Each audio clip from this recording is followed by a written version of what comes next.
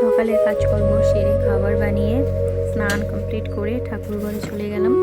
তো আজকে আমার হাজব্যান্ড একটু পদ্ম ফুল নিয়ে এসেছিলো, সেটা আজ যেহেতু সোমবার ছিল, তো সোমবার দিন একটু ফুল আমার একটু বেশিই লাগে, যেহেতু সোমবার দিন মানে আমার কাছে খুব একটা স্পেশাল দিন।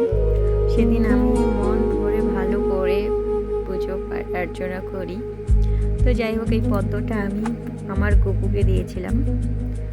তো আজকে আমার গপুকে কেমন লাগছে জানিও কমেন্টে।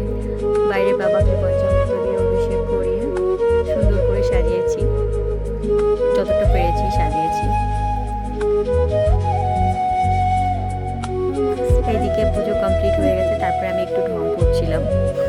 মানে মেয়ে মানুষ মানে একটু ঢং তো করবোই, মানে একটু বেশি ঢং যাকে বলে আর কি।